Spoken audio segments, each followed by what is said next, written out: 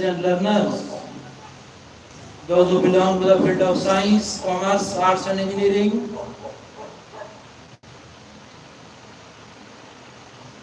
the most honorable President Prime Minister Narendra Modi ji, respected ministers and doctors, honorable advocates, advertisers, administrators and advisors, reverend fathers and mothers, affectionate sons and daughters. I, Dr.RKM from USA, heartily, cordially welcome all of you. It is really nice time, nice place, nice section. This is the great blessing of Lord that we are listening, the truth of science and spirituality from language to literature. Dear friends, as you know that words, thoughts, ideas heal us. Our medical science, branches of all medical field they know this thing that practical healing is provided by the words of all the languages. It is the power of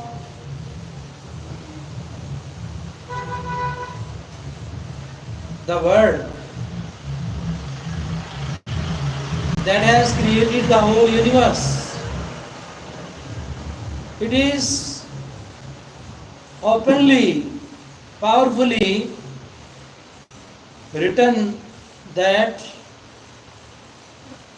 the whole world has created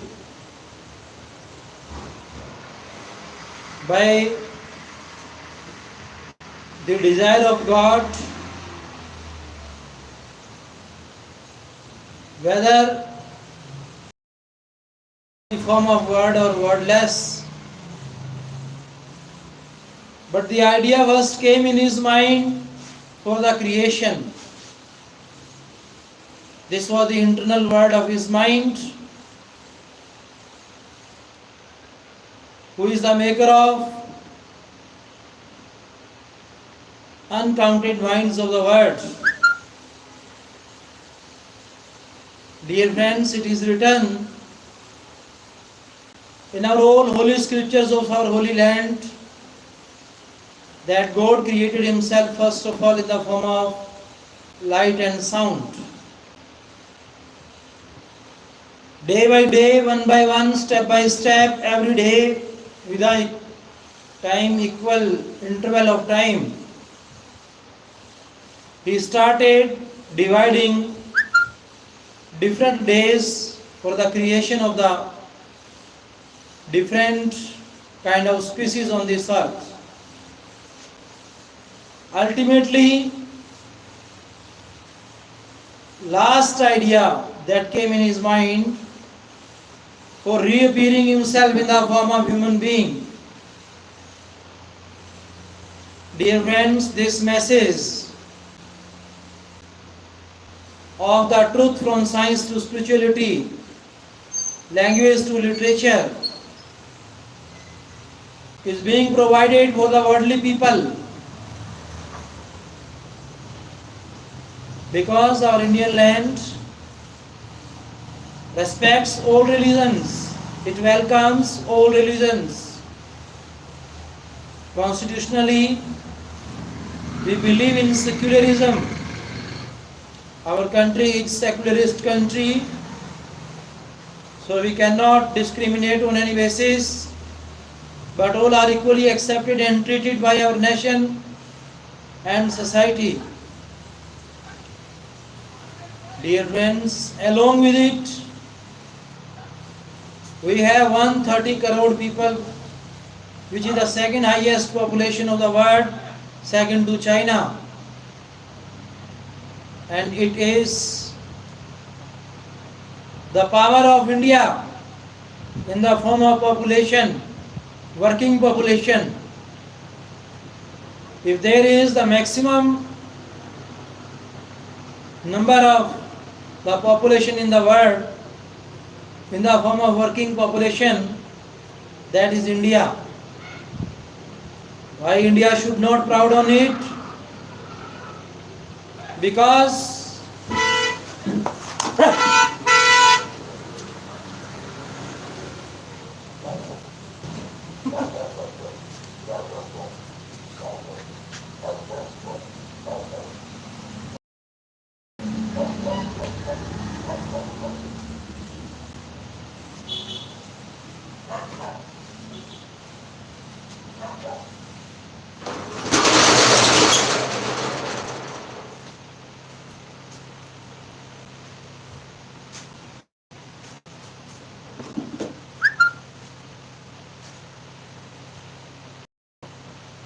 sorry for disturbing.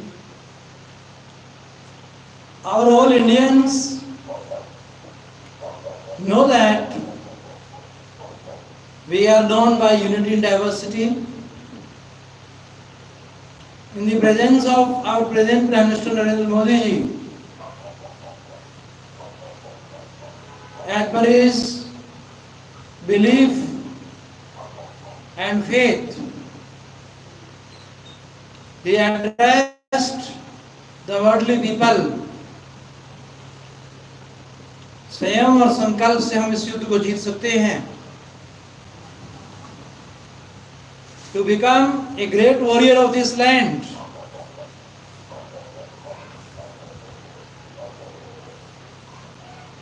India has proved it by winning the war of Corona all over the world. Time to time, it is in the power of Indian motherland. It creates new establishments in the field of agriculture, industry, education, health, security, means of communication, means of transportation. Dear friends, it is really praiseworthy and admirable. It is the Indian motherland all over the world which provides, heals irremediable disease, solution of irremediable disease. Whenever natural calamities, devastations, disasters come on this earth, our Indians become the first healer and helper of the worldly people. So Indian land is really praiseworthy and it has proud practical techniques in mental healings. An engineer has a technique and a process for building a bridge or an engine. Like the engineer, your mind also has a technique for governing, controlling and directing your life. You must realize that methods and techniques are primary. In building the Golden Gate Bridge, the chief engineer understood mathematical principle, stresses and strains. Secondly, he had a picture of the ideal bridge across the bay. The third step was his application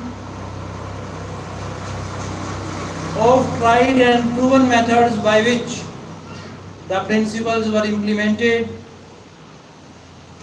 until the bridge took form and we drive on it. There also are techniques and methods by which your prayers are answered. If your prayer is answered, there is a way in which it is answered. And this is a scientific way. Nothing happens by chance. This is a word of law and order. In this chapter, you will find practical technique for the unfolding and nurture of your spiritual life. Your prayers must not remain up in the air like a balloon. They must go somewhere and accomplish something in your life. When we come to realize prayer, we discover there are many. There are many different approaches and methods. We will not consider in this book the formal ritual prayers used in religious services. These have important place in group worship.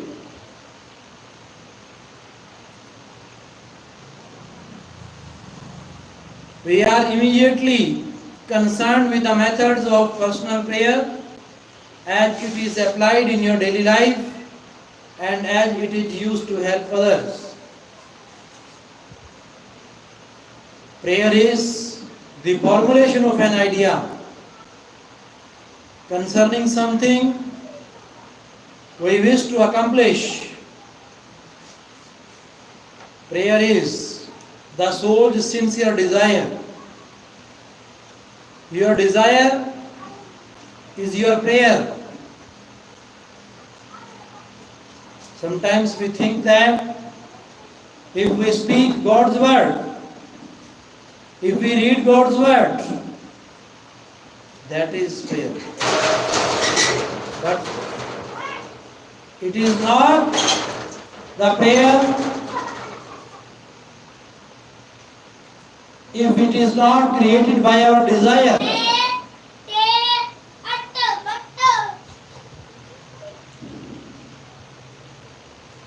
We are immediately concerned with the methods of personal prayer as it is applied in your daily life and as it is used to help others.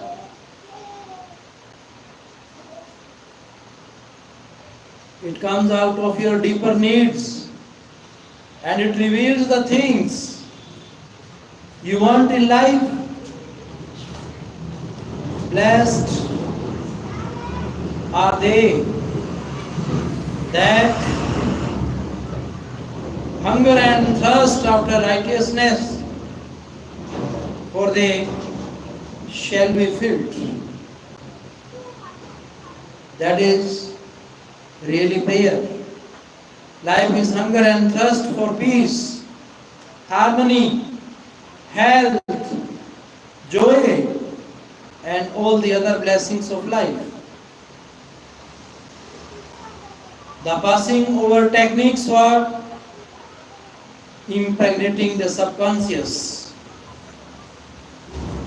This consists essentially in inducing the subconscious mind to take over your request as handed it by the conscious mind. This passing over is best accomplished in the reverie-like state. Know that in your deeper mind are infinite intelligence and infinite power. Just calmly think over what you want. See it coming into fuller fruition from this moment forward. Be like the little girl who had a very bad cough and a sore throat. She declared firmly and repeatedly, "It is passing away now. It is passing away now. It passed away in about an hour." Use this technique with complete simplicity and naivety. Your subconscious will accept your blueprint. If you are building a new home for yourself and family, You know that you would be intensely interested in regard to the blueprints for your home. You would see to it that the builders conformed to the blueprint. You would watch the material and select only the best wood, steel, in fact the best of everything.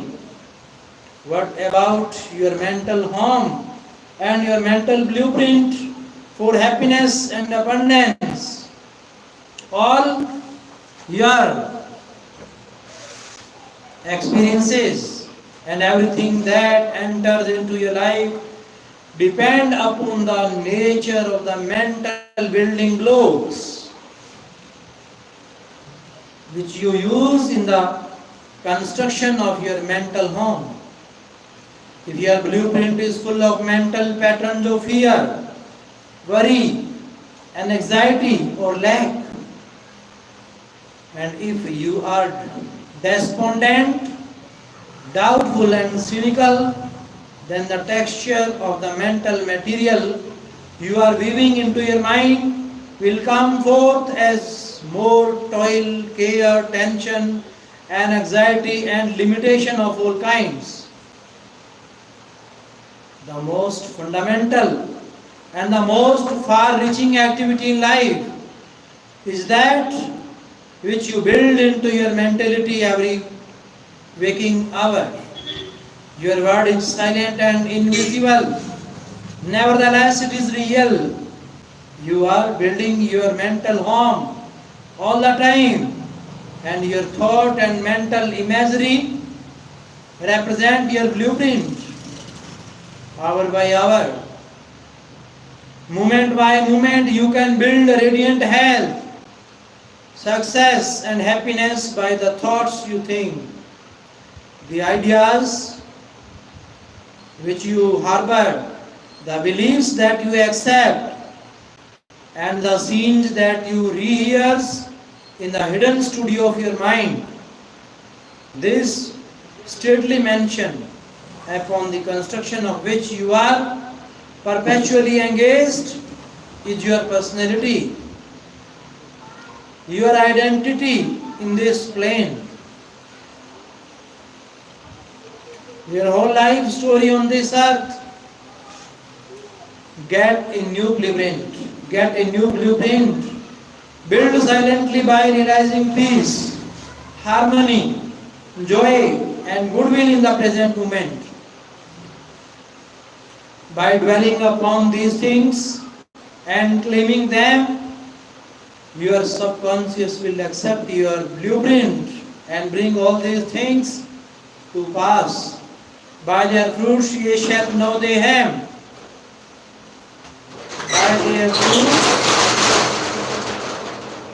By their fruits ye shall know them. The science and art of true prayer. The term science means knowledge, which is coordinated, arranged, and systematized. Let us think of the science and art of true prayer as it deals with the fundamental principles of life and the techniques and processes by which they can be demonstrated in your life as well as in the life of every human being when he applies them faithfully. The art is your technique or process, and the science behind it is the definite response of creative mind to your mental picture or thoughts. Ask, and it shall be given you. Seek, ye shall find. Know, and it shall be opened unto you. Matthew chapter 7, sentence 7, number 7. You will find this great healing technique of our mind. You will read it.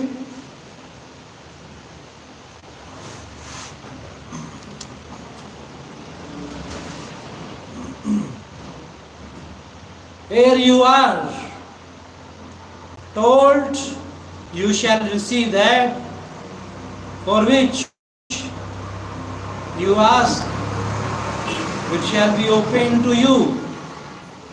When you knock, and you shall find that for which you are searching. This teaching implies the definiteness of mental and spiritual laws. There is always a direct response from the infinite intelligence of your subconscious mind to your conscious thinking. If you ask for bread, you will not receive a stone. You must ask believing. If you are to receive, your mind moves from the thought to the thing unless there is first an image in the mind. It cannot move, for there would be nothing for it to move toward. Your prayer, which is your mental act, must be accepted as an image in your mind before the prayer from your subconscious will play upon it and make it productive. You must reach a point of acceptance in your mind, an unqualified and undisputed state of agreement. This contemplation should be accompanied by a feeling of joy and restfulness in foreseeing the certain accomplishment of your desire. The sound basis for the art and science of true prayer is your knowledge and complete confidence that the movement of your conscious mind will gain a definite response from your subconscious mind, which is one with boundless wisdom and infinite power. By following this produce, your prayers will be answered. The visualization technique. The easiest and most obvious way to formulate an idea is to visualize it, to see it in your mind's eye as vividly as if it were alive. You can see with the naked eye only what already exists in the external world. In a similar way, that which you can visualize in your mind's eye already exists in the invisible realm of your mind. Any picture which you have in your mind is the substance of things hoped for and the evidence of things not seen. What you form in your imagination is as real as any part of your body. The idea and the thought are real and will one day appear in your objective world if you are faithful to your mental image. This process of thinking forms impressions in your mind. These impressions become manifested as facts and experiences in your life. The builder visualizes the type of building he wants. He sees it as he desires it to be completed. His imagery and thought processes become a plastic mold from which the building will emerge. A beautiful or an ugly one, a skyscraper or a very low one. His mental imagery is projected as it is drawn on paper. Eventually, the contractor and his worker gather the essential materials and the building progresses until it stands finished, conforming perfectly to the mental patterns of the architect. I use the visualization technique prior to speaking from the platform. I quit the wheels of my mind in order that I may present to the subconscious mind my image of thought. Then I picture the entire auditorium and the seats filled with men and women, and each one of them illuminate and inspired by the infinite healing presence. Within each one, I see them as radiant, happy, and free. Having first built up the idea in my imagination, I quietly sustain it there as a mental picture.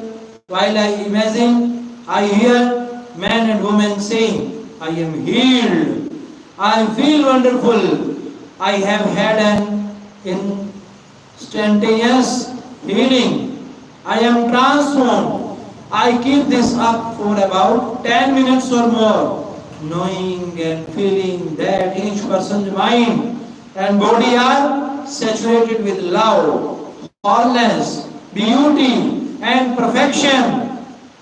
My awareness grows to the point where in my mind I can actually hear the voices of the multitude proclaiming their health and happiness.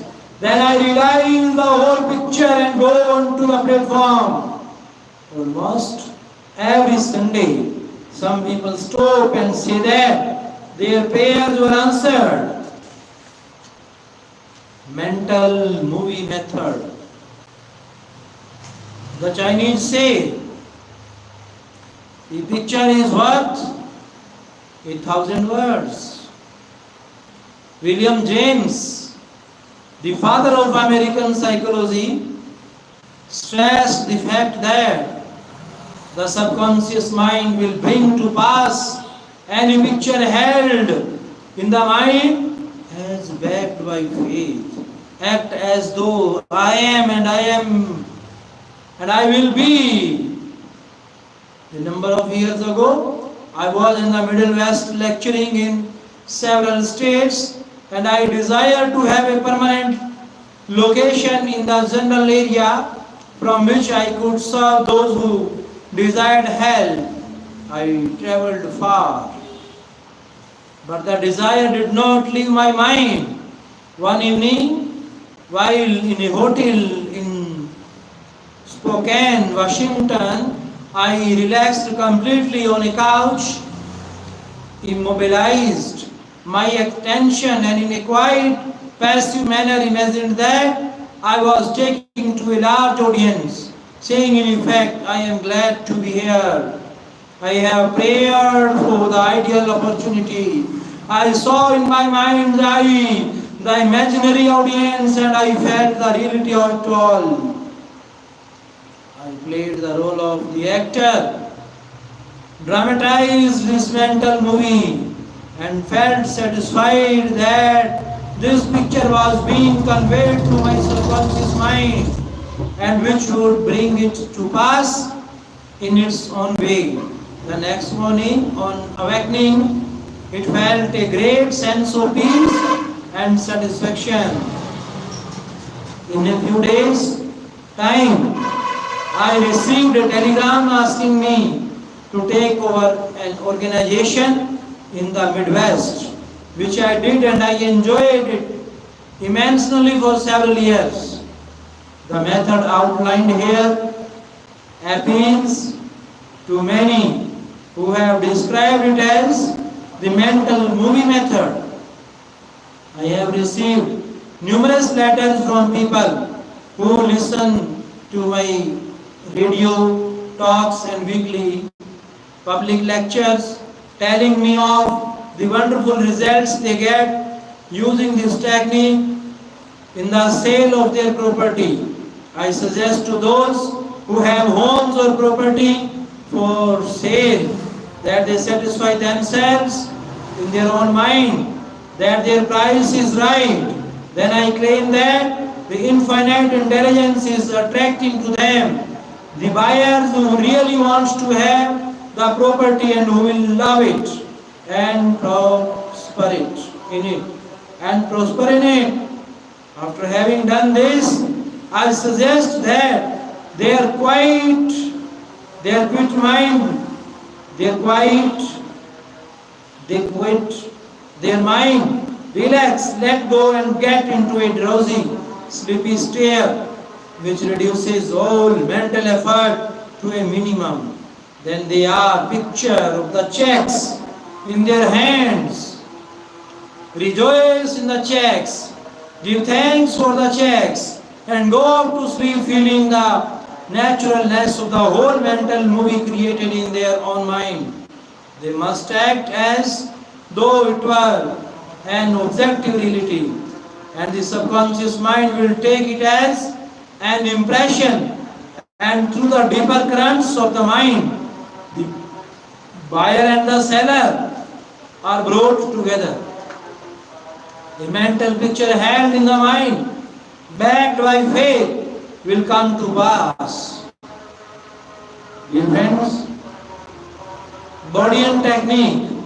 The Baudian technique, Charles Baudian was a professor at the Rousseau Institute in France. He was a brilliant psychotherapist and a research director of the new Nancy School of Healing, who in 1910 told that the best way to impress the subconscious mind was to enter into a drowsy, sleepy state or a state akin to sleep in which all effort was reduced to a minimum.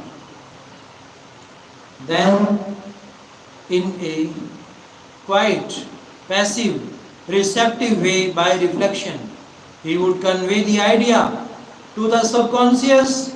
The following is his formula.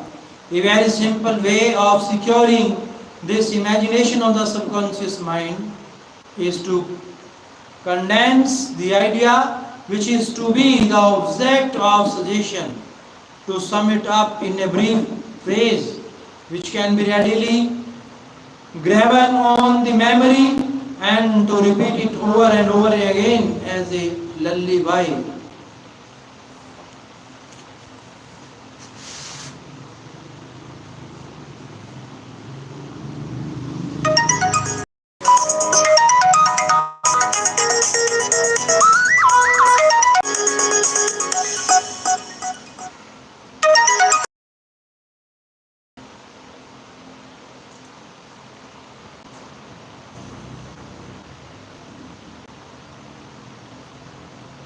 To sum it up in a brief phrase which can be readily graven on the memory and to repeat it over and over again as a lullaby.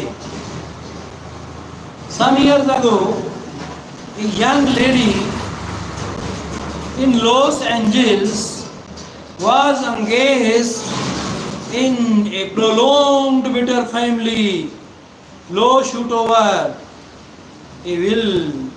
Her husband had bequeathed his entire estate to her, and his sons and daughters by previous marriage were bitterly fighting to break the will.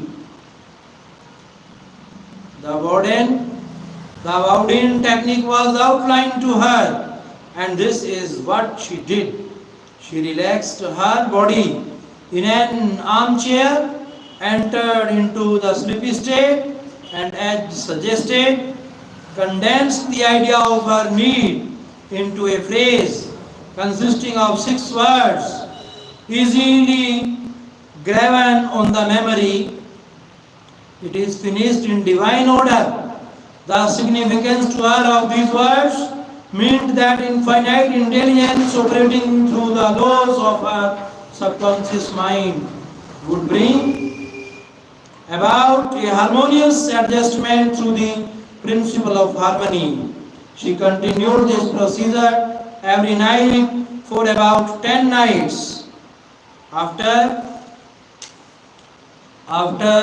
they got into a sleepy state, she would affirm slowly, quietly, and feelingly the statement, It is finished in divine order, over and over again, feeling a sense of inner peace and an all-pervading tranquility. Then she went off into her deep, normal sleep.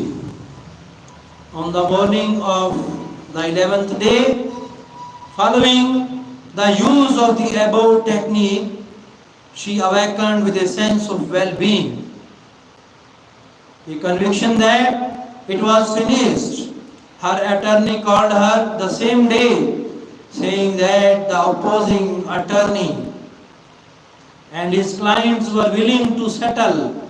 A harmonious agreement was reached and litigation was discontinued.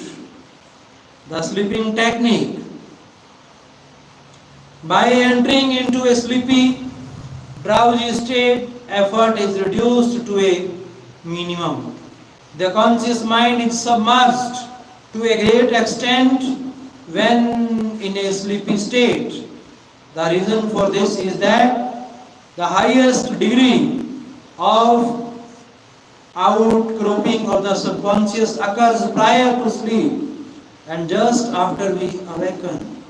In this state, the negative thoughts which tend to neutralize your desire and to prevent acceptance by your subconscious mind are no longer present. Suppose you want to get rid of a destructive habit. Assume a comfortable posture. Suppose you want to get rid of a destructive habit. Assume a comfortable posture. Relax your body and be still.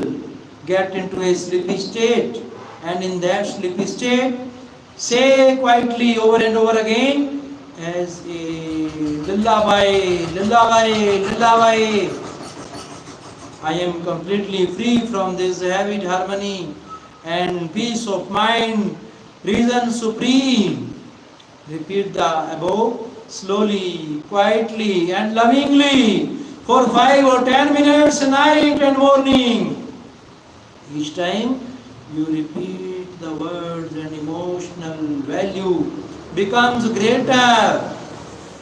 When the urge comes to repeat the negative habit, repeat the above formula and loud by yourself.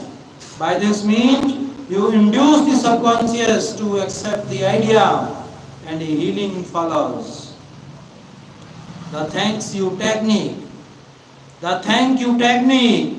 In the Bible, Paul recommends that we make known our request with praise. With praise and thanksgiving. Some extraordinary results follow this simple method of prayer. The thankful heart is always close to the creative forces of the universe, causing countless blessings to flow toward it by the law of reciprocal relationship, based on a cosmic law of action and reaction. For instance, a father promises his son a car for graduation. The boy has not yet received the car,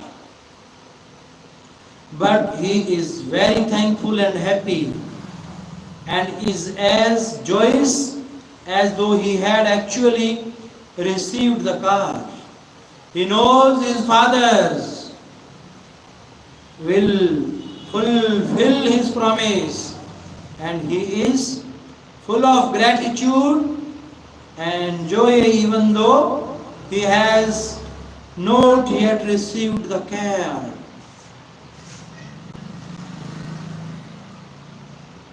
He has not yet received the car. Objectively speaking, he has, however, received it with joy and thankfulness in his mind. I shall illustrate how Mr. Brock applied to this technique with excellent results. He said, Bills are piling up. I am out of work. I have 3 children and no money. What shall I do?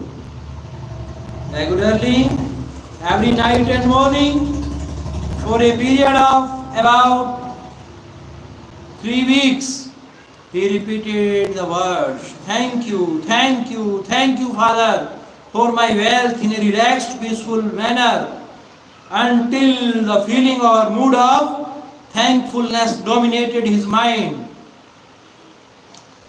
He imagined he was addressing the infinite power and intelligence within him, knowing, of course, that he would not see the creative intelligence or infinite mind.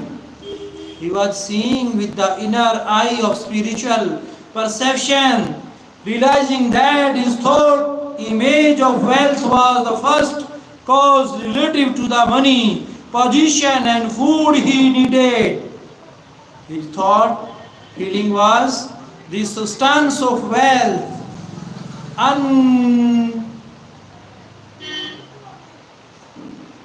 untrammeled by antecedent conditions of any kind. By repeating, thank you, Father, over and over again, his mind and heart were lifted up to the point of acceptance, and when fear, thoughts of lack, poverty, and distress came into his mind, he would say, thank you, Father, as often as necessary.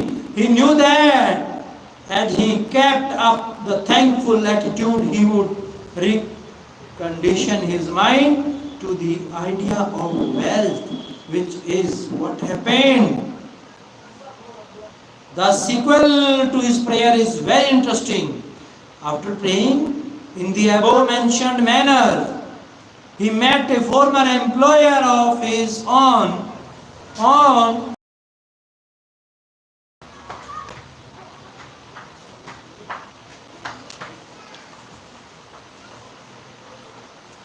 street whom he had not seen for 20 years. The man offered him lucrative position and advanced him $500 on a temporary loan. Today, Mr. Broke is vice president of the company for which he works. His recent remark to me was, I shall never forget the wonders of thank you, Father. I shall never forget the wonders of thank you, Father. It has worked wonders for me.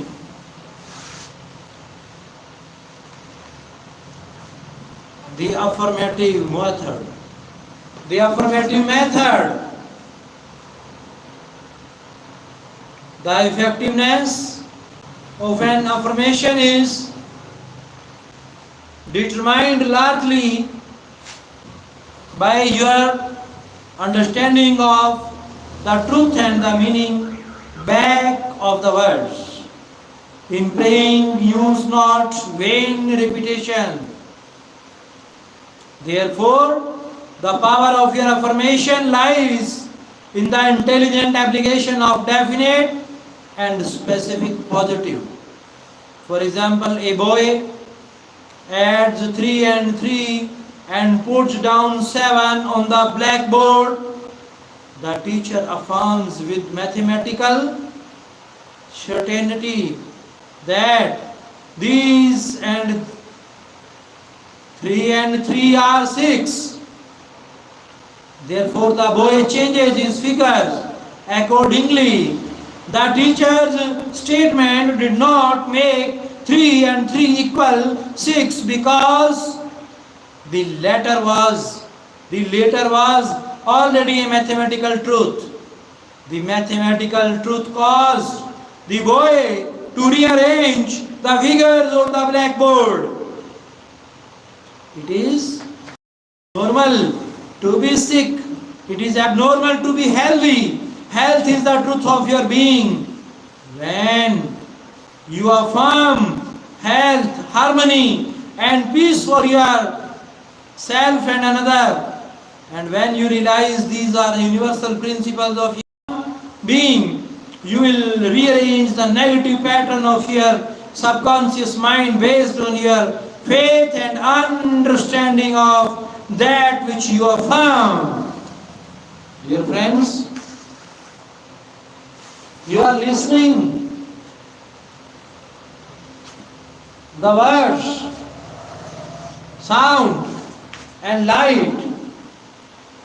Even your mind is storing energy in your subconscious mind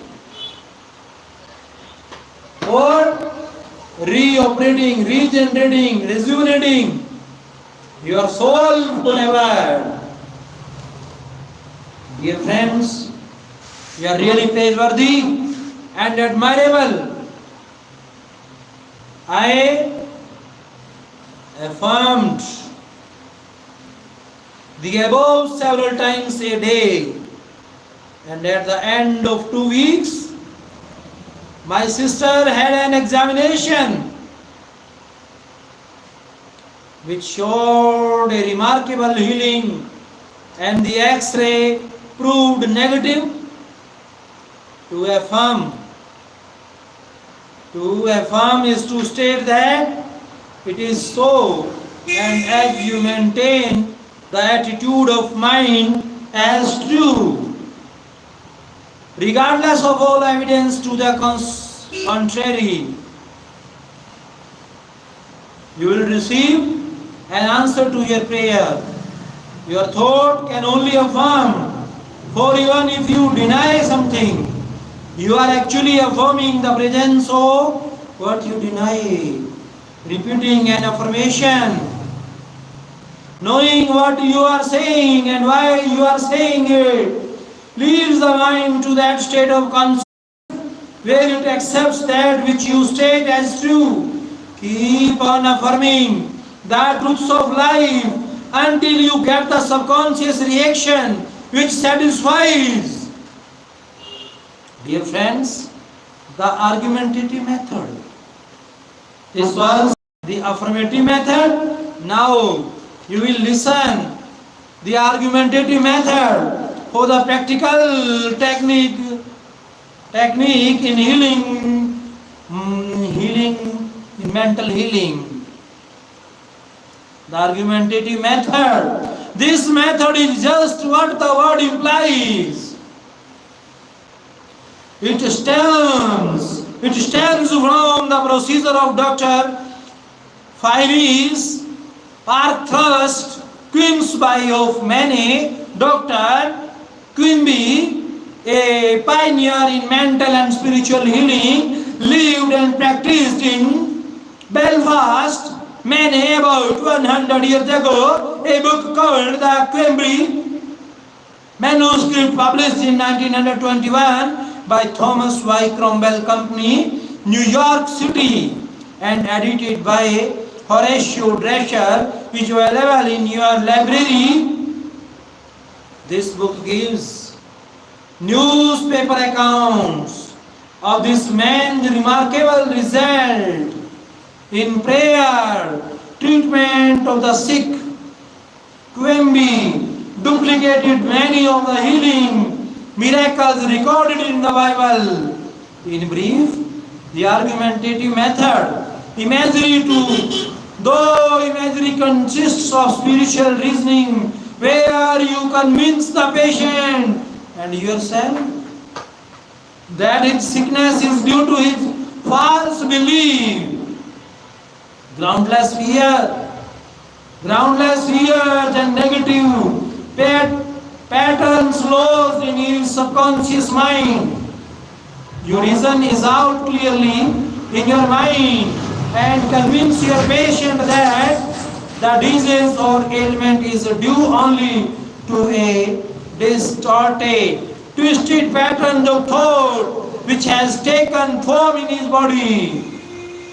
This wrong belief in some external power and external causes has now externalized itself as sickness and can be changed by changing the thought patterns. You explain.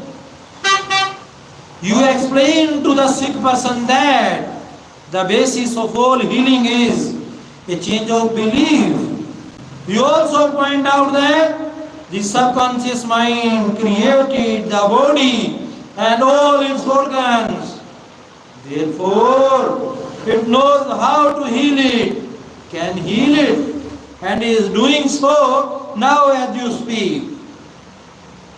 You argue. You argue in the courtroom of your mind that the disease is a shadow of the mind based on disease soul, morbid thought, imagery.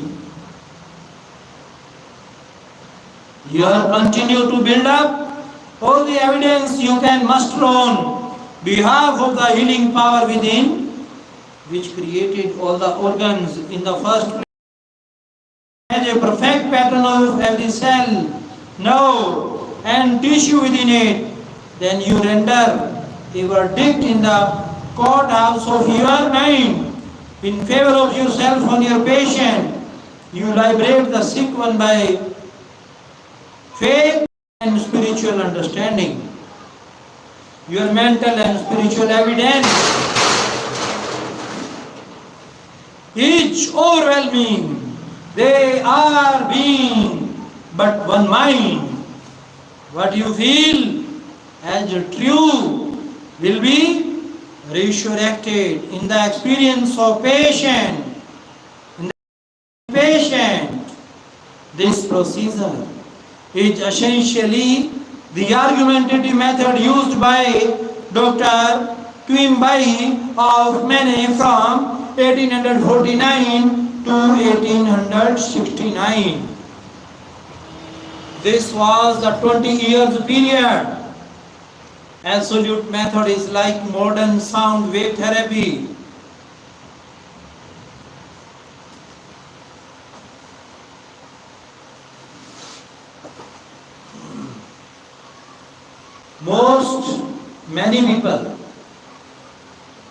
Many people throughout the world practice this form of prayer.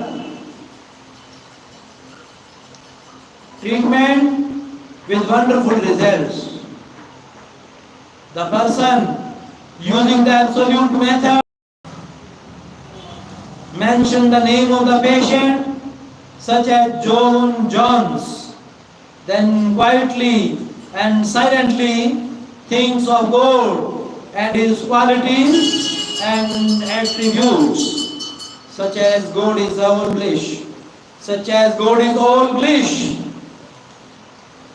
boundless love, infinite intelligence, all powerful, boundless wisdom, absolute harmony, indescribable beauty and perfection. And he quietly thinks along these lines, he is lifted up in conscious into his new spiritual wavelength, at which times he feels the infinite ocean of God's love is now dissolving everything unlike itself in the mind and body of John Jones, for whom he is praying. He feels all the power and love of God are now forced on John Jones, and wherever is bothering or vexing him is now completely neutralized in the presence of the infinite ocean of life and love. The absolute method of prayer might be linked to the sound wave or sonic therapy recently shown me by a distinguished physician in Los Angeles. He has an ultrasound wave machine which oscillates at a tremendous speed and sends sound waves to any area of the body to which it is directed. These sound waves can be controlled, and he told me of achieving remarkable results in dissolving arthritic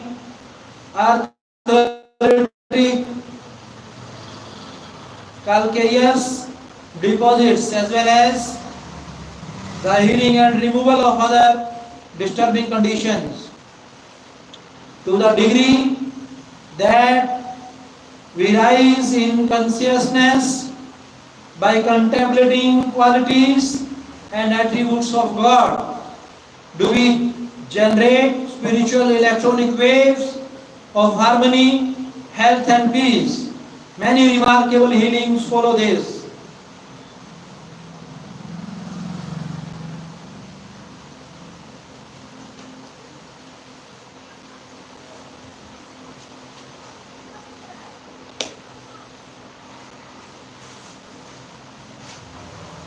Many remarkable healings follow this technique of mental healing.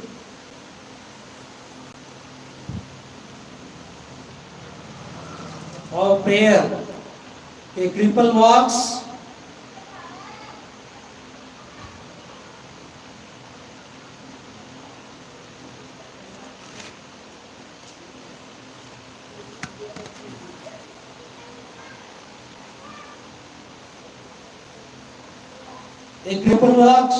Dr.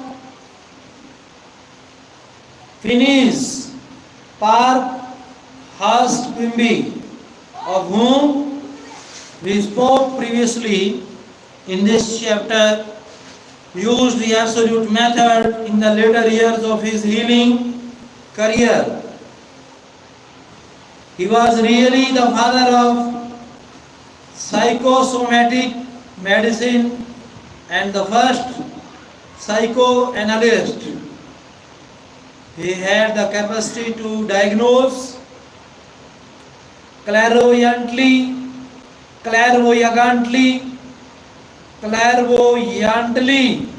the cause of the patient's trouble, pains and aches. The following is condensed account of the healing of a crippled edge, recorded in Quimby's manuscript.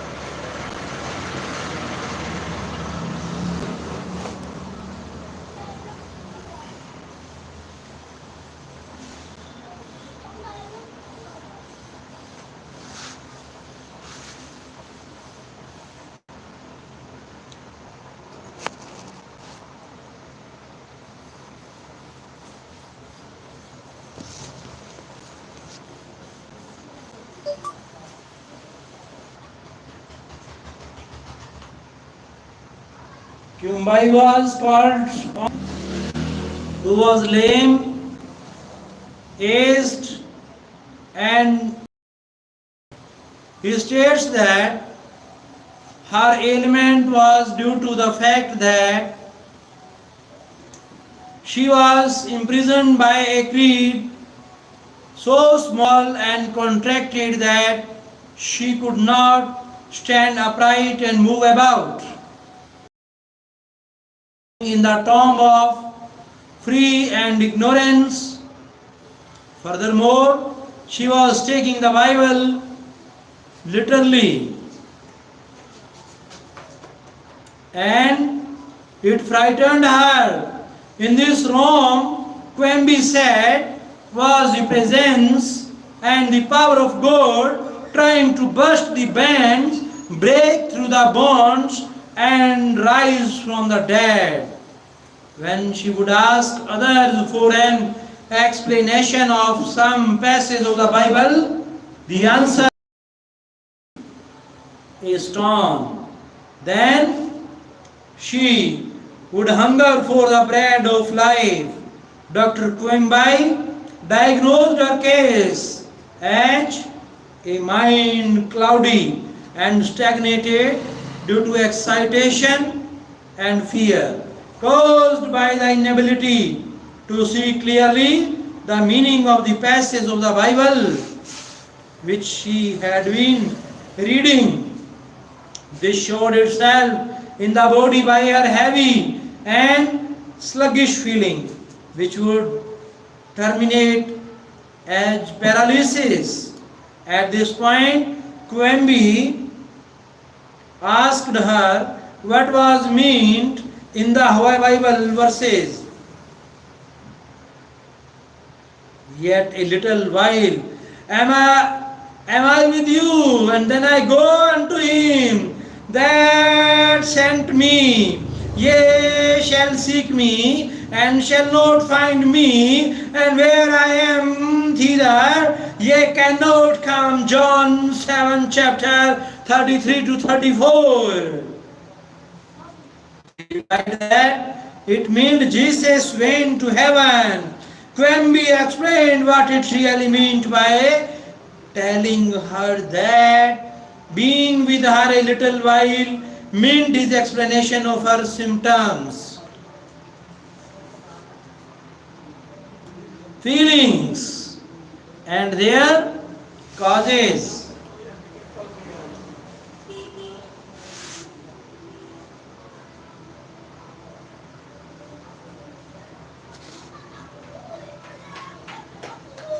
He had compassion and sympathy for her momentarily, but he could not remain in that mental state.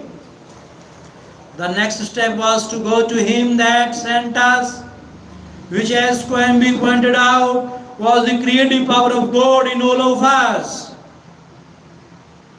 Quemby immediately traveled in his mind and contemplated the divine ideal, that is the vitality, intelligence, harmony, and power of God functioning in a sick person. This is why he said to the woman, therefore where I go you cannot come, for you are in a narrow, restricted belief, and I am in health. This prayer and explanation produced an instantaneous sensation, and a change came over her mind. She walked without her crutches. Quemby said it was one of the most singular of all his healings. She was, as it were, dead to error, and to bring her to life, her truth was to raise her from the dead. Quemby quoted the resurrection of Christ and applied it to her own Christ or health.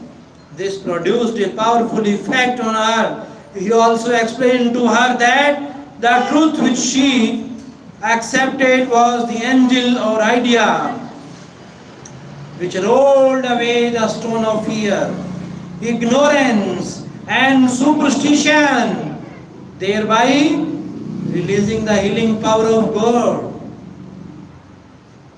which made her whole. The decree method. Power goes into our word according to the feeling and faith behind it. When we realize the power that moves, the word is moving on our behalf and is backing up our word, our confidence and assurance grow. You do not try and add power to power. Therefore, there must be no mental striving, correction, force, or mental wrestling. A young girl used the degree method on a young man who was constantly phoning her, passing her for dates, and meeting her at her place of business. She found it very difficult to get rid of him. She decreed as follows, I release Dash unto God. He is in his true place at all times. I am free. and he is free. I know, decree that my words go forth into infinite mind, and it brings it to pass. It is so. She said, he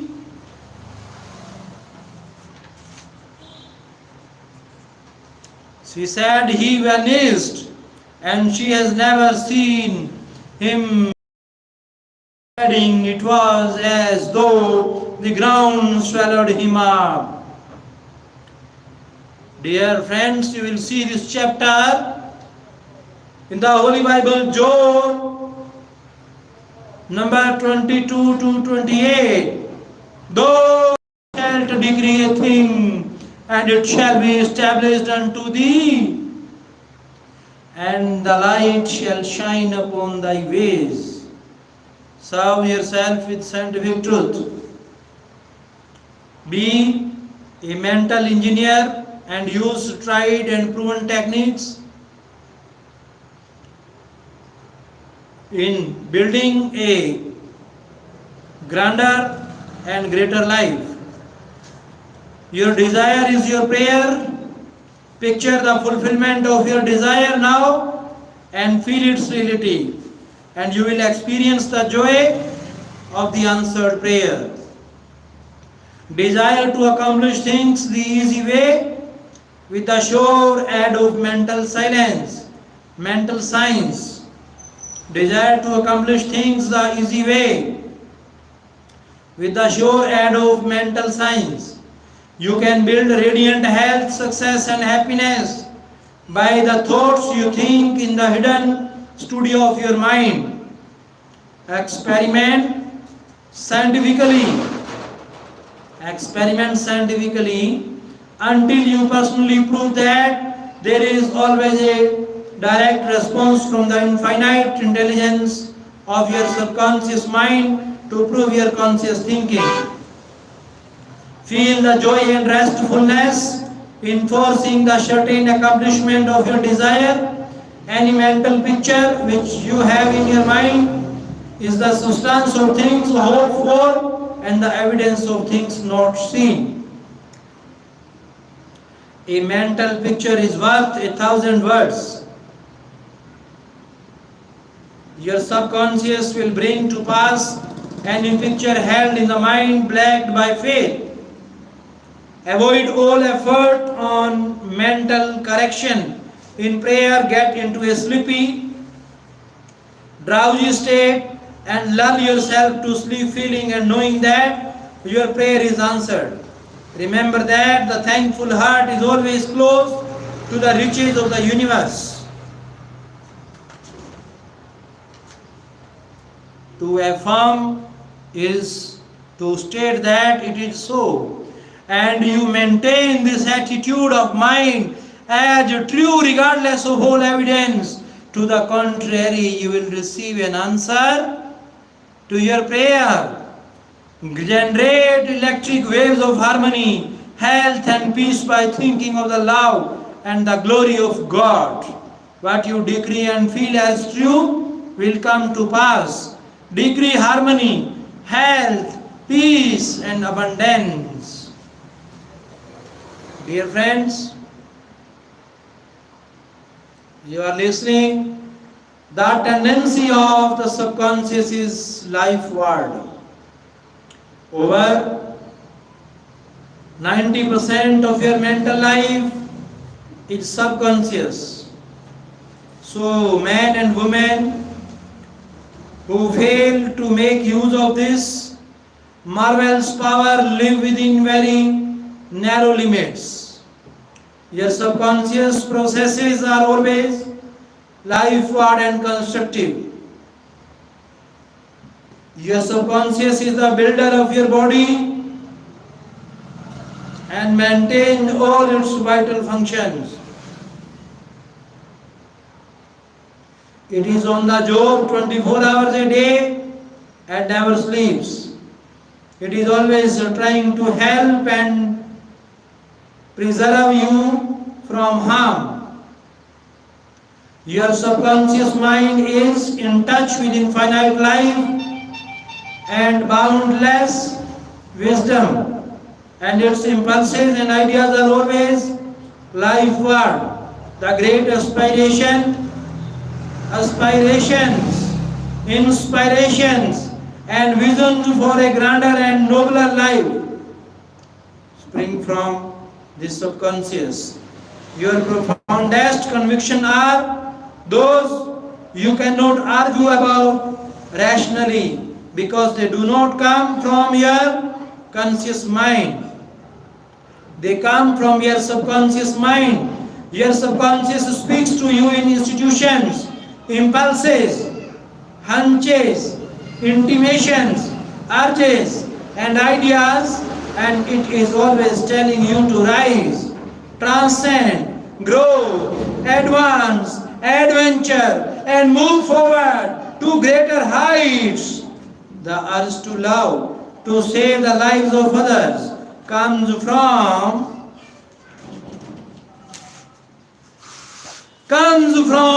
depths of your subconscious.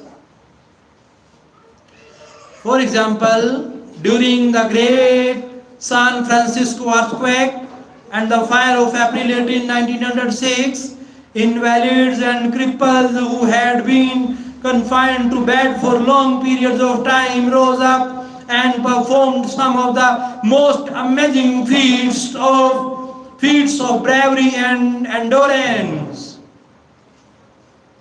The intense desires welled up within them to save others at all costs, and their subconscious responded accordingly. Great artists, musicians, poets, speakers, and writers tune in with their subconscious powers and become animated and inspired.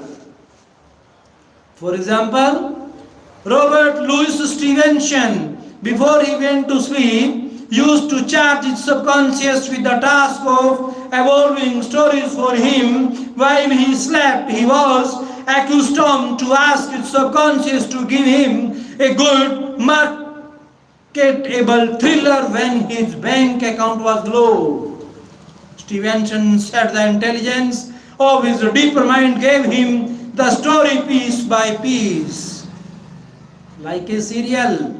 This shows how your subconscious will speak lofty and wise sayings through you, which your conscious mind knows nothing about.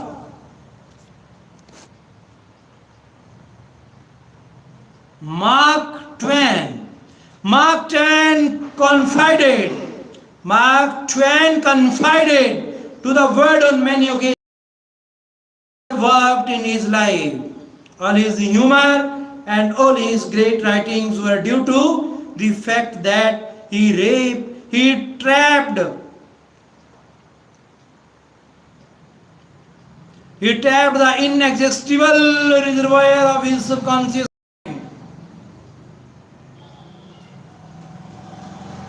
How the body portrays the workings of the mind. The interaction of your conscious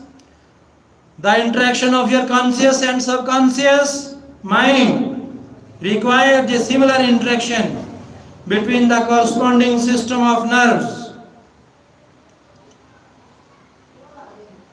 The cerebrospinal system is the organ of the conscious mind, and the sympathetic system is the organ of the subconscious mind. The cerebrospinal system is the channel through which you receive conscious perception, by means of your 5 physical senses, and exercise control over the movement of your body. This system has its nerves in the brain, and it is the channel of your volitional and conscious action.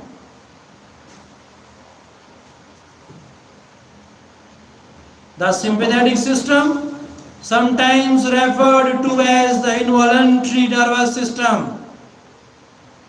The sympathetic system, sometimes referred to as the involuntary nervous system, has its center in a ganglionatic mass at the back of the stomach known as the solar plexus, and is sometimes spoken of as the abdominal brain.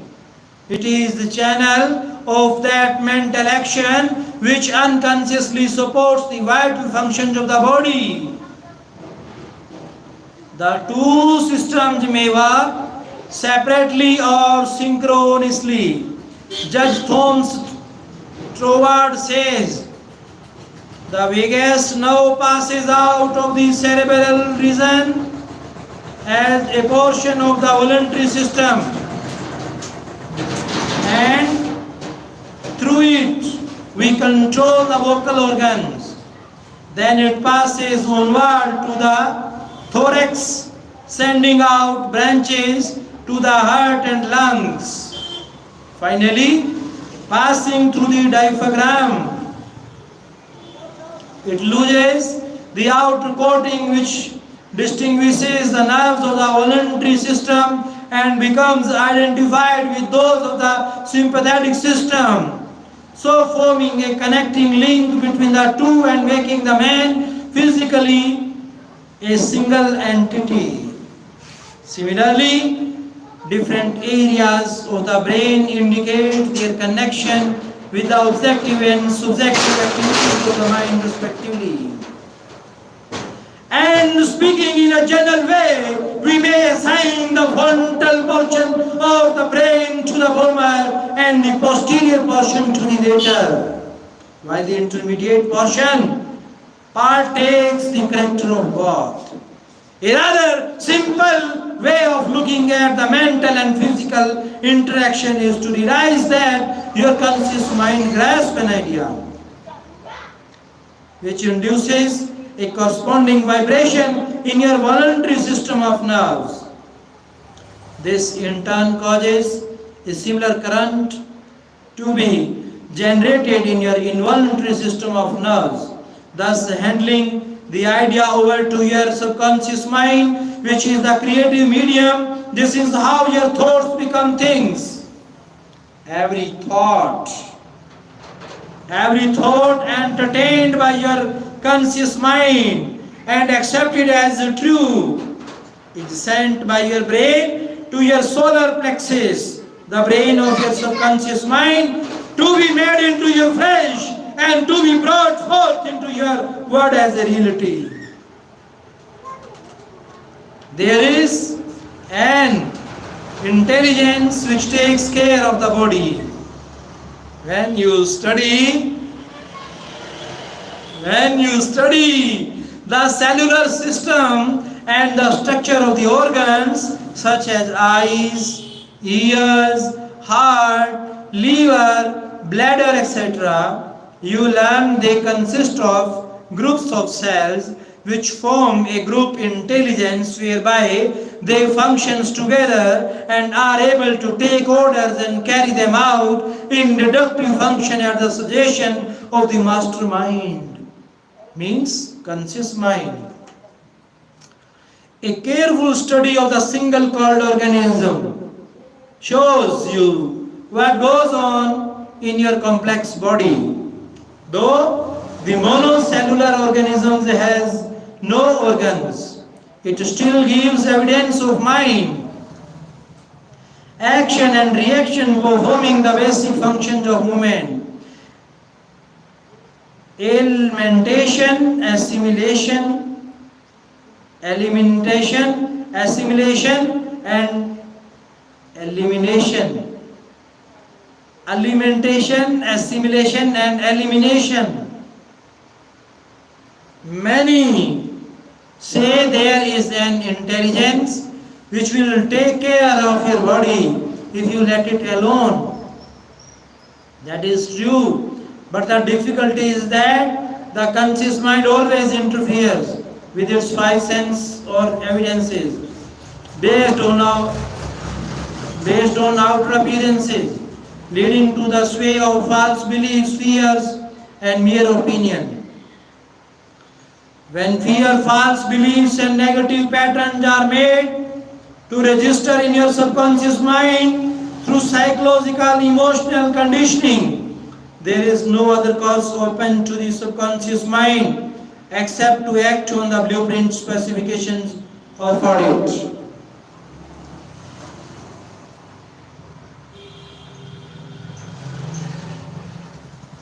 The subconscious mind works continually for the common good. The subjective self within you works continuously for the general good, reflecting an innate principle of harmony. Behind all things, your subconscious mind has its own will, and it is very real something in itself.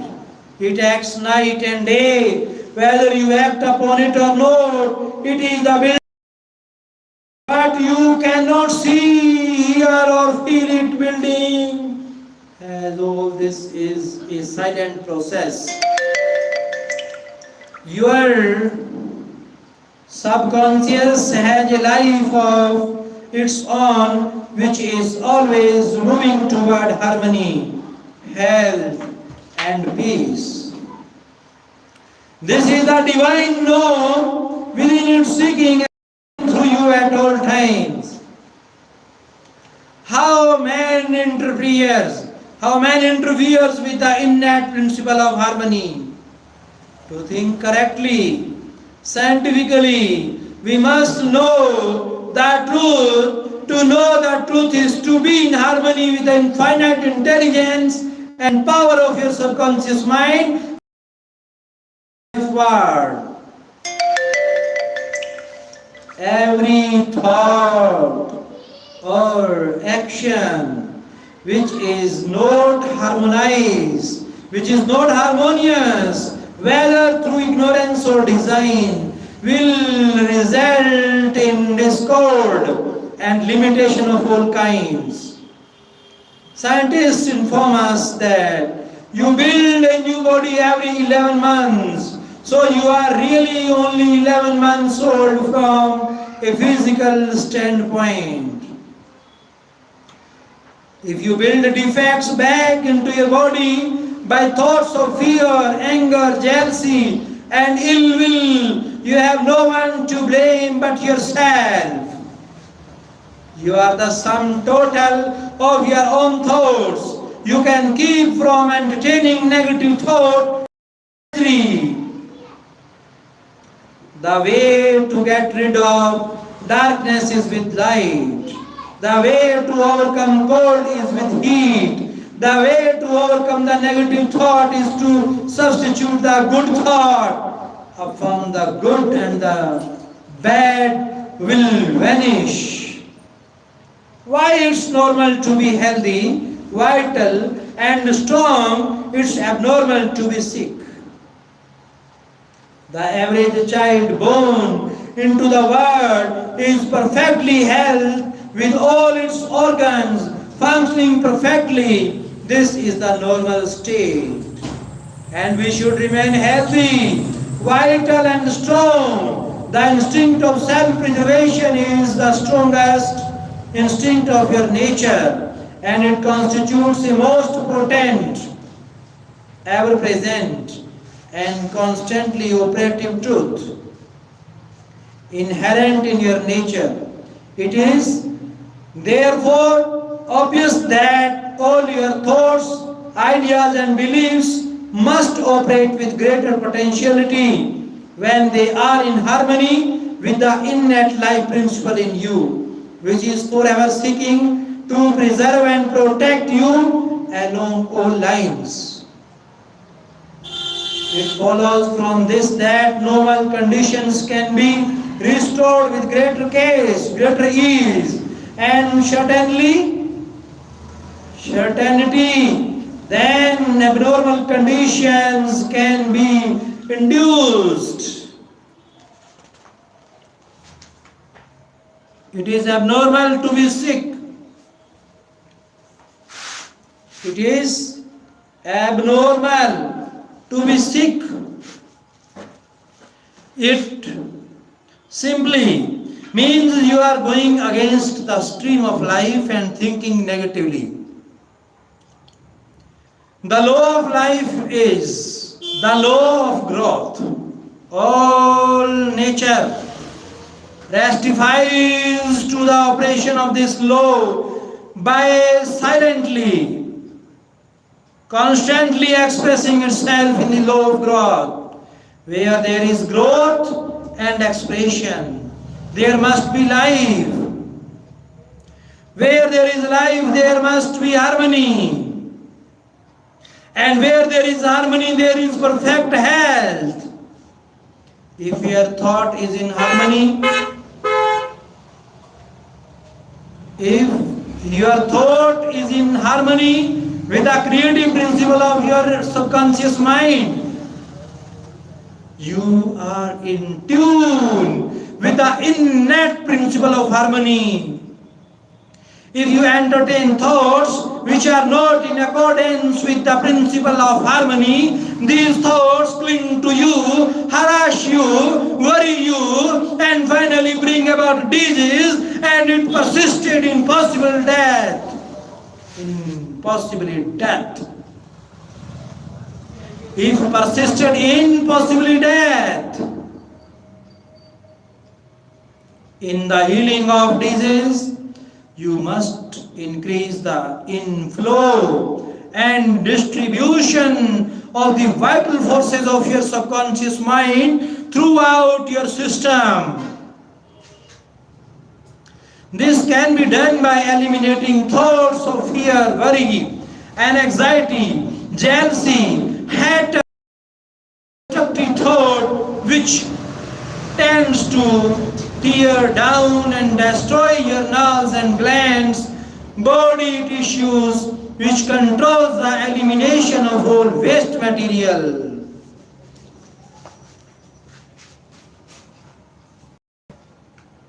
POTS, disease cured. In the Nautilus magazine of March 1917, there appears an article about a boy suffering from POTS disease or tuberculosis of the spine who had a remarkable healing. His name was Frederick Elias Andrews of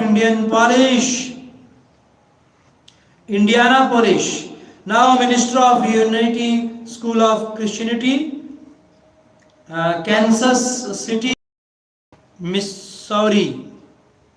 His physician pronounced him incurable. He began to pray and form a crooked, twisted cripple going about on hands and knees. He became a strong, straight, well-formed man. He created his own affirmation, mentally absorbing the qualities he needed.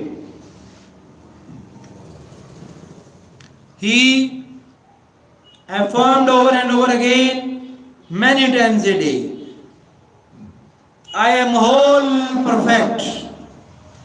I am whole, perfect, strong, powerful, loving, harmonious, and happy. He preserved and said that this prayer was the last utterance on his lips at night and the first in the morning. He prayed for others also by sending out thoughts of love and health. This attitude of mind and way of prayer returned to him multiplied many times. His faith and perseverance paid off with big dividends. Many thoughts of fear, anger, jealousy, or envy drew his attention. He would immediately start his counteracting force of affirmation going in his mind. His subconscious mind responded according to the nature of his habitual thinking. This is the meaning of the statement in the Bible, go thy way, thy faith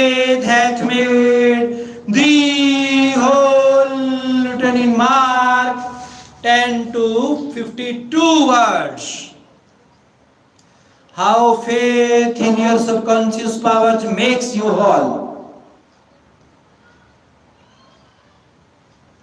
A young man who came to my lectures on the healing power of the subconscious mind had severe eye trouble, which his doctor said necessitated an operation. He said to himself, my subconscious made my eyes and it can heal me. Each night as he went to sleep, he entered into a drowsy meditative state. The condition akin to sleep. His attention was immobilized and focused on the eye doctor. He imagined the doctor was in front of him. He plainly heard or imagined he heard the doctor saying to him, a miracle has happened. He heard this over and over again, every night for perhaps 5 minutes before going to sleep.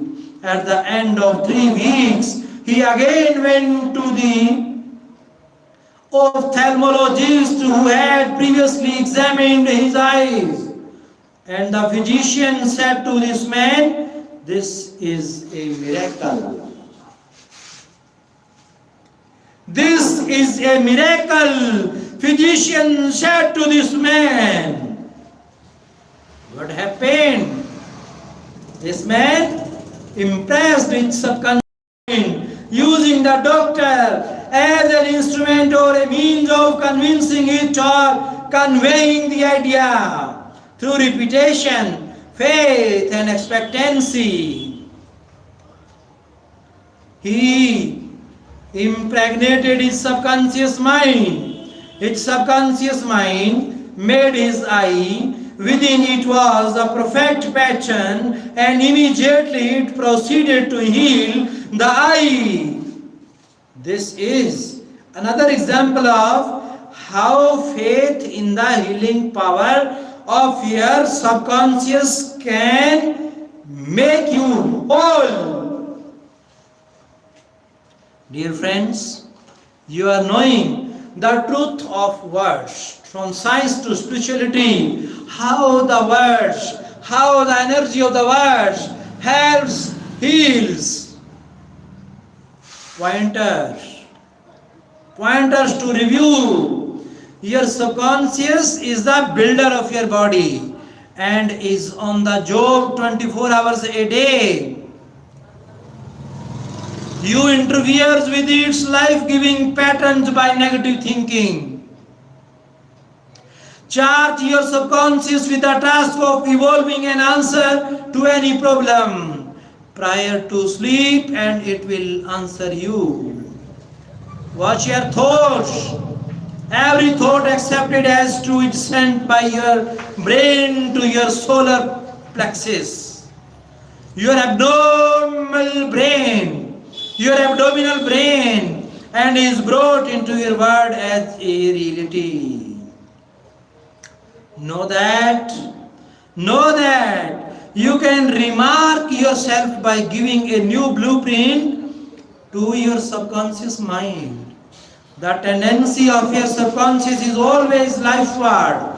Your job is with your conscious mind. Feed your subconscious mind with promises which are true. Your subconscious is always reproducing according to your habitual mental patterns. You build a new body every 11 months. Change your body by changing your thoughts and keeping them changed. It is normal to be healthy. It is abnormal to be ill. There is within the innate principle of harmony. Thoughts of jealousy, fear, worry, and anxiety tear down and destroy your nerves and glands. bringing about mental and physical diseases of all kinds. What you affirm continuously and feel as true will be made manifest in your mind, body and affairs. Affirm the good and enter into the joy of living.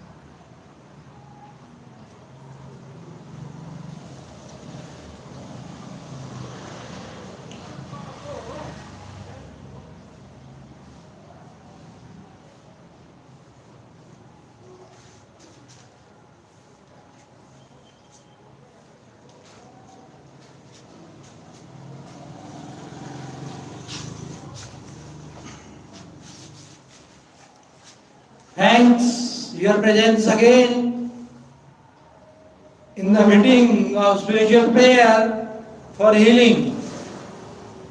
Dear friends, now you are listening how to get the results you want.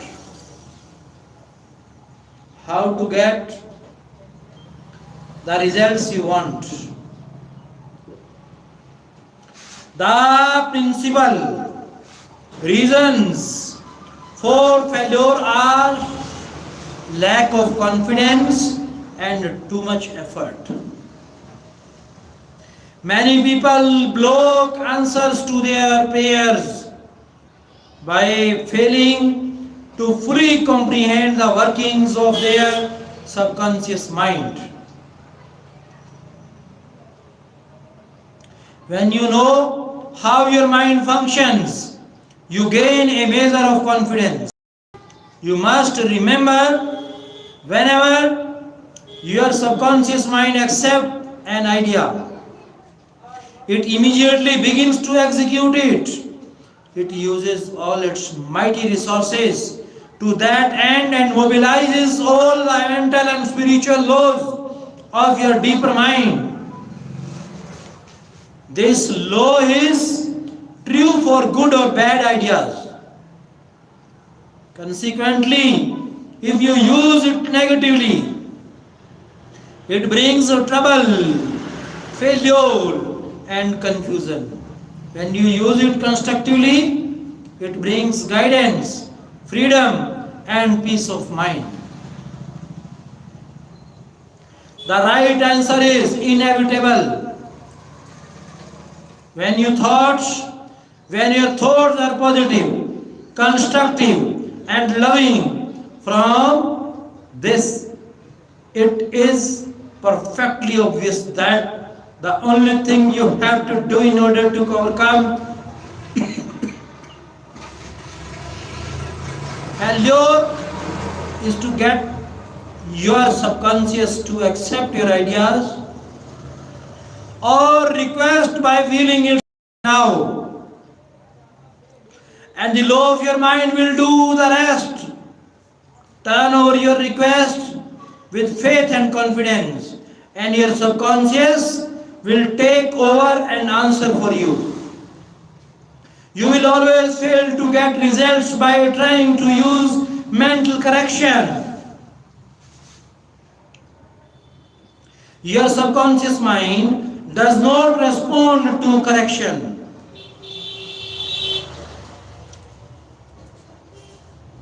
does not respond to correction, responds to your faith or conscious mind acceptance. Conscious mind acceptance. Your failure to get results may also arise from such statements as things are getting worse, I'll never get an answer, I see no way out, it is hopeless, I don't know what to do, I am all mixed up. When you use such statements, you get no response or cooperation from your subconscious mind. Like a soldier marking time, you neither go forward nor backward. In other words, you don't get anywhere. If you get into a taxi and give half dozen different directions to the driver, in 5 minutes he would become hopelessly confused and probably would refuse to take you anywhere. It is the same when working with your subconscious mind. There must be an idea in your mind. You must arrive at the definite decision that there is a way out, a solution to the vexing problem in sickness. Only the infinite intelligence within your subconscious knows the answer. When you come to that clear-cut conclusion in your conscious mind, your mind is then made up, and according to your belief is it done unto you. Easy does it. Easy does it. A house owner once remonstrated with a furnace repairman for changing $200 for fixing the boiler. The mechanic said, I charged 5 cents for the missing bolt and $199.95 for knowing what was wrong. What was wrong? Similarly, your conscious mind is the master mechanic, the old wise one who knows ways and means of healing any organ of your body as well as your affairs. Decree faith, decree health, and your subconscious will establish it. But relaxation is the key. Easy does it. Do not be concerned with details and means, but know the end result. Get the feel of happy solution to your problem, whether it is health, finance, employment. Remember how you felt after you had recovered from a severe state of illness. Bear in mind that your feeling is the touchstone of all conscious, subconscious demonstration. Your new idea must be felt subjectively. Felt subjectively in a finished state, not the future, but as coming about now. Infer no opponent. Use imagination and not willpower. In using your subconscious mind, you infer no opponent. You use no willpower. You imagine the end and the freedom state. You will find your intellect trying to get in the way, but persist in maintaining a simple, childlike, miracle-making faith. Picture yourself without the ailment or problem. Imagine the emotional accompaniment of the freedom and state you crave. Cut out all red tape from the process. The simple way is the best. How disciplined imagination works wonders.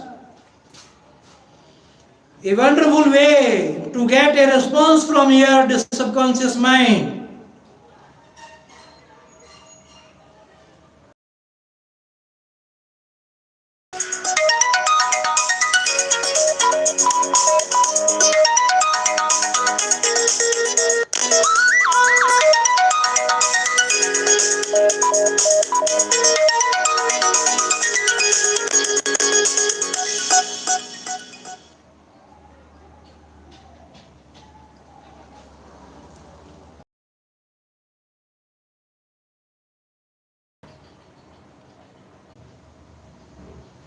In using your subconscious mind, you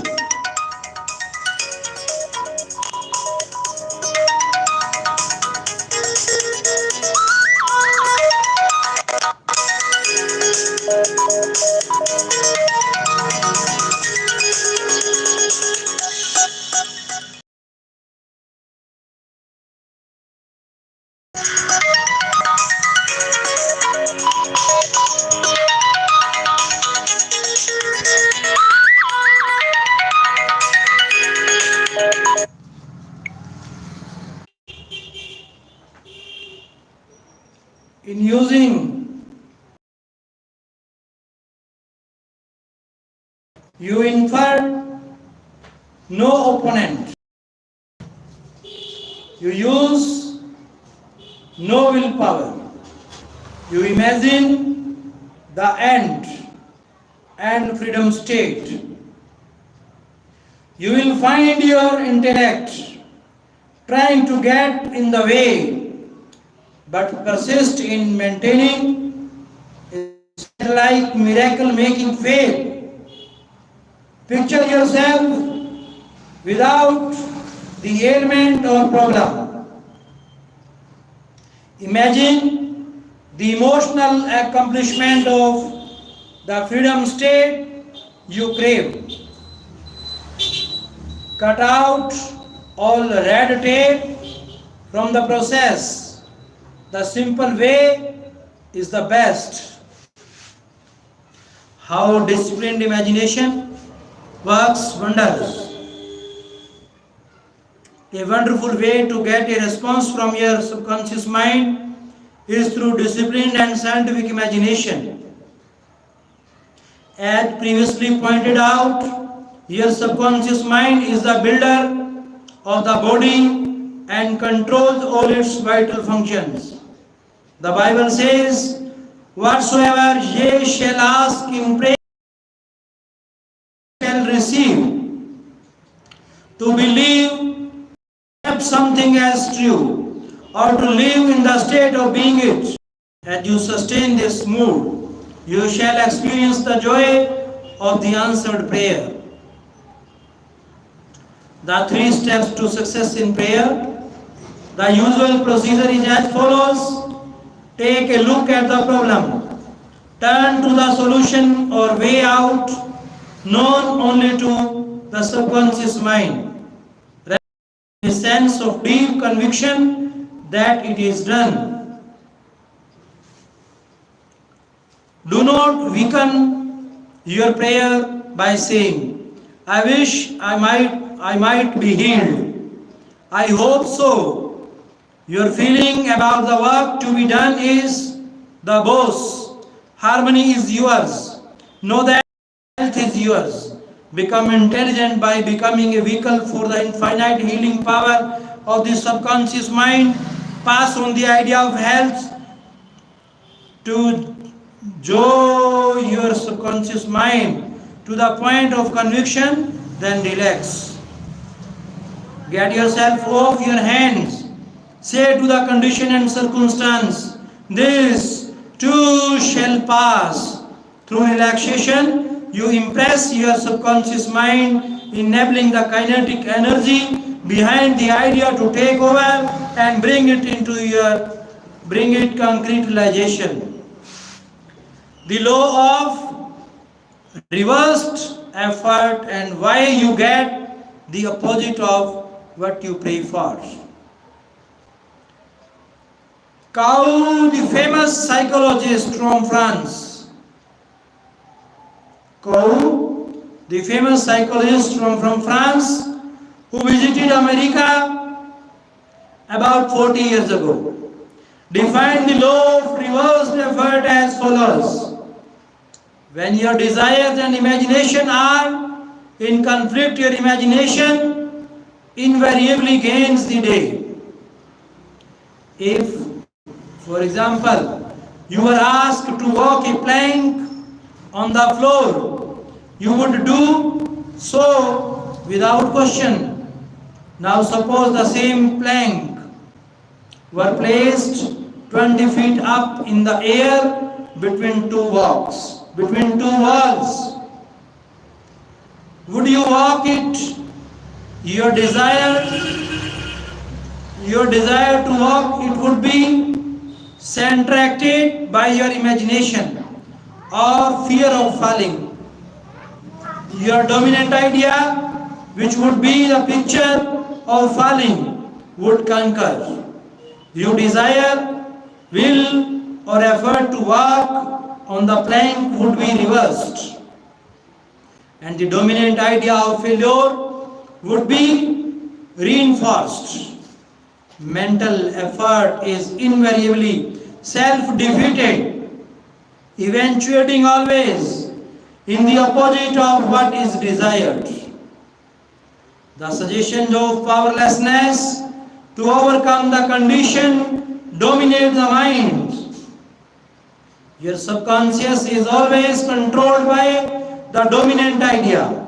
Your subconscious will accept the stronger of two contradictory propositions. The effortless way is the better. If you say, I want a healing, but I can't get it. I try so hard. I force myself to pray. I use all the willpower I have. You must realize that your error lies in your effort. Never try to compel the subconscious mind to accept your idea by exercising willpower. Such attempts are doomed to failure, and you get the opposite of what you prayed for. The following is a rather common experience. Students, when taking examinations and reading through their papers, find that all their knowledge has suddenly deserted them. Their minds become appalling blanks, able to recall one relevant thought. The more they grit their teeth and summon their powers of the will, the answers seem to flee. But when they have left the examination room and the mental pressure relaxes, the answer they were seeking flow tantalizingly back into their minds. Trying to force themselves to remember was the cause of their failure. This is an example of the law of reversed effort, whereby you get the opposite of what you asked or prayed for.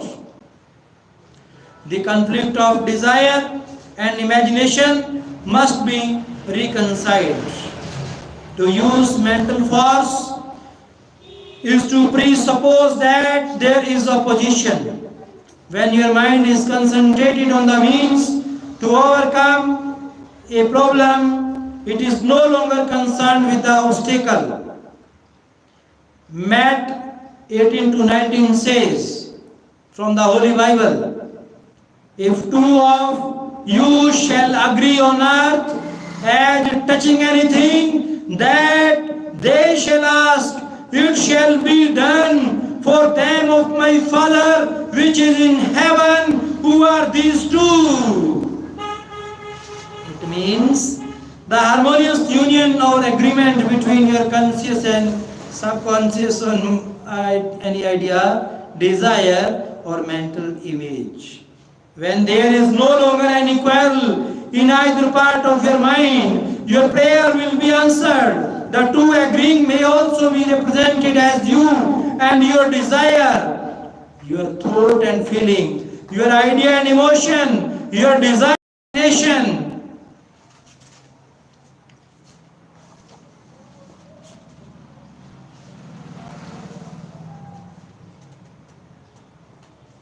You should all conflict between your desires and imaginations. By entering into a drowsy, sleepy state which brings all effort to a minimum, the conscious mind is submerged to a great extent. When in a sleepy state, the best time to impregnate your subconscious is prior to sleepy. The reason for this is that the higher degree of outcropping of the subconscious occurs prior to sleep and just after we awaken. In this state, the negative thoughts and imagery which tend to neutralize your desire and so prevent acceptance by your subconscious mind no longer present themselves. When you imagine the reality of the fulfilled desire and feel the thrill of accomplishment, your subconscious brings about the realization of your desire. A great many people solve all their dilemmas and problems by the play of their controlled, directed, and disciplined imagination. Knowing that whatever they imagine and feel as true will and must come to pass. The following will clearly illustrate how a young girl overcome the conflict between her desire and her imagination. She desired a harmonious solution to her legal problem, yet her mental imagery was constantly on failure, lose, bankruptcy, and poverty. It was a complicated lawsuit, and there was one postponement after another with no solution in sight.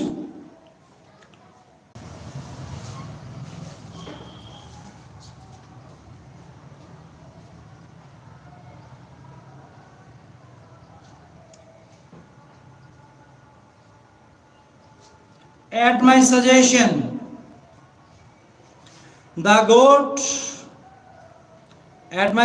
she got into a sleepy, drowsy state each night prior to sleep, and she began to imagine the happy ending, feeling it to the best of her ability.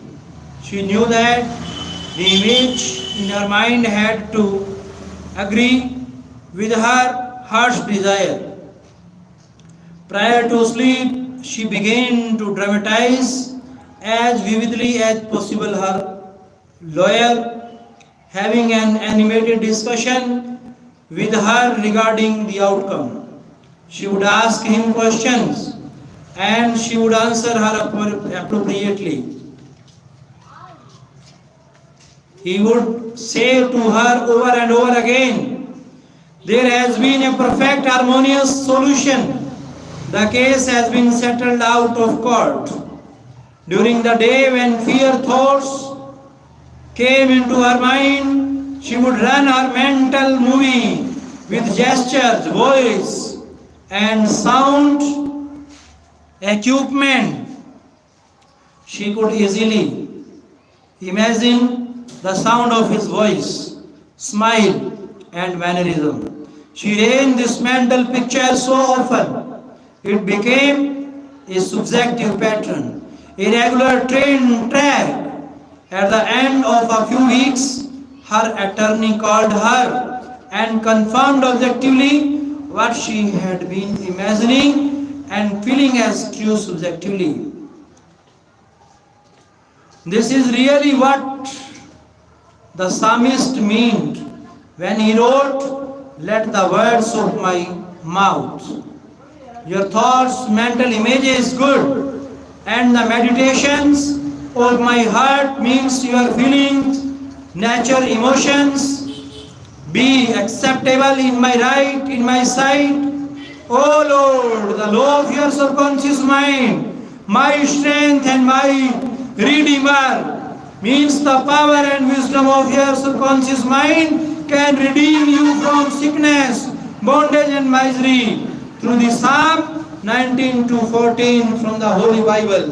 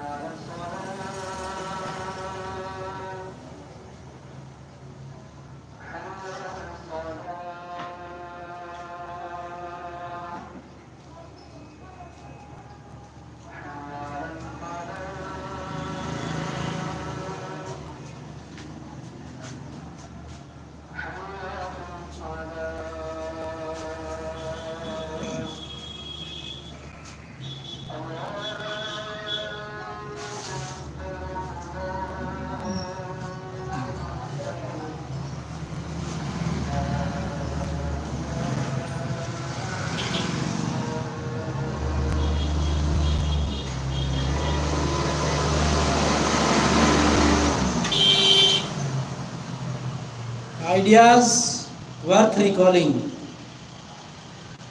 Mental correction, mental coercion or too much effort.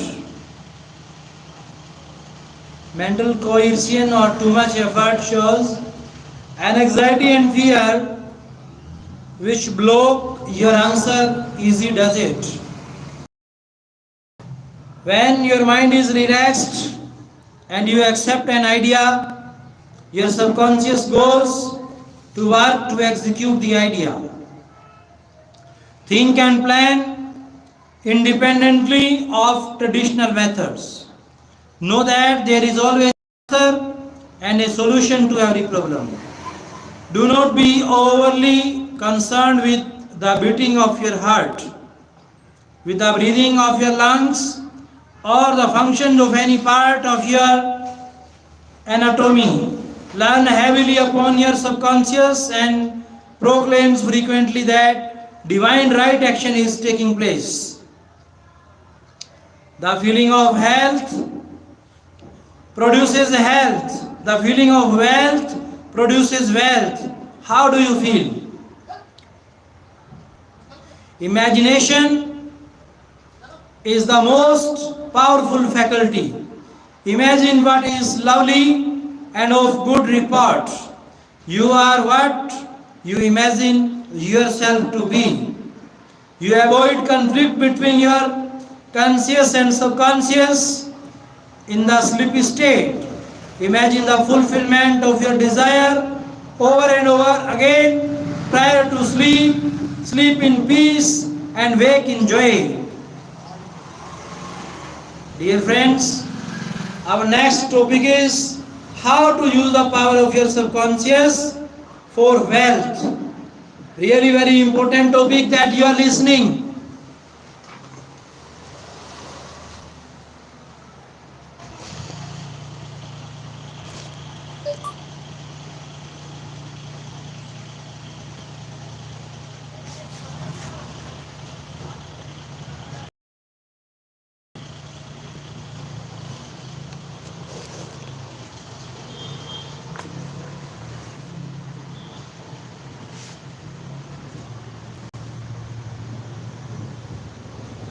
how to use the power subconscious for wealth.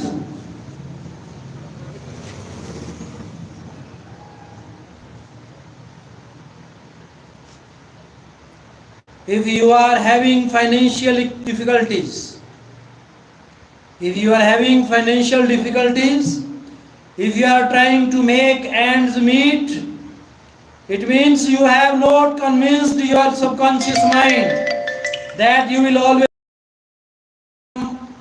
to spare. You know, men and women who work a few hours a week and make fabulous sums of money, they do not strive or slave hard. Do not believe the story that the only way you can become wealthy is by the sweat of your brow and hard labor. It is not so. The effortless way of life is the best.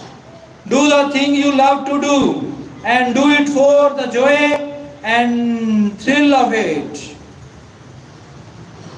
I know an executive in Los Angeles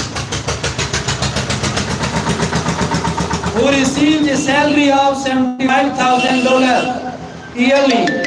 Last year he went on a 9-month cruise, seeing the world and its beauty spots. To me that he had succeeded in convincing his subconscious mind that he is worth that much money. He told me the many men in each organization getting about $100 a week knew more about the business than it and could manage it better. But they had no ambition, no creative ideas, and were not interested in the wonders of their subconscious mind. Wealth is of the mind. Wealth is simply a subconscious conviction on the part of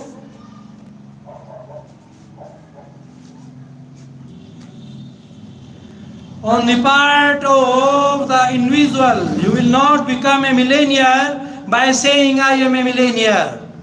I am a millionaire. You will grow into a wealth conscious by building into your mentality the idea of wealth and abundance. Your invisible means of support. The trouble with most people is that they have no invisible means of support. When business falls away, the stock market drops, or they lose their investments, they seem helpless. The reason for such insecurity is that they do not know how to tap the subconscious mind. They are unacquainted with the inexhaustible storehouse within. A man with a poverty type mind finds himself in poverty stricken conditions. Another man with a mind filled with ideas of wealth is surrounded with everything he needs. It was never intended that man should lead a life of indigence. You can have wealth, everything you need, and plenty to spare. Your words have power to cleanse your mind of wrong ideas and to instill the right ideas in their place. The ideal method for building a wealth consciousness. Perhaps you are saying as you read this chapter, I need wealth and success. This is what you do. Repeat for about 5 minutes to yourself 3 or 4 times a day. Wealth, success, wealth, success, wealth, success. These words have tremendous power. They present the inner power of the subconscious mind. Anchor your mind on this substantial power within you, then condition and circumstances corresponding to their nature and quality will be manifested in your life. You are not saying, I am wealthy. You are dwelling on real power within you. There is No conflict in the mind when you say wealth. Furthermore, the feeling of wealth will well up within you as you dwell on the idea of wealth.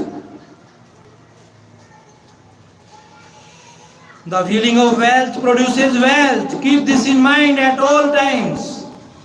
Your subconscious mind is like a bank, a sort of universal financial institution. It magnifies whatever you deposit or impress upon it, whether it is the idea of wealth or of poverty. Choose wealth. Why your affirmation? Why your affirmation for wealth fail?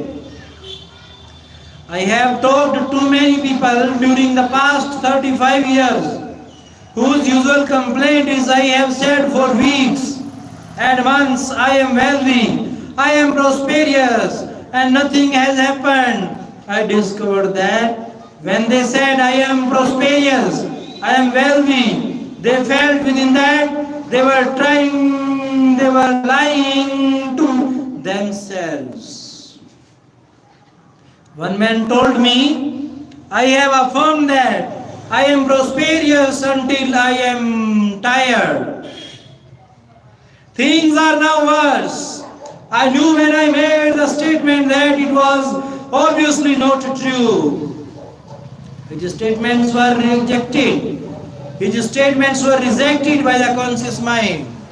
And the very opposite of what he outwardly affirmed and claimed was made manifest. Your affirmation succeeds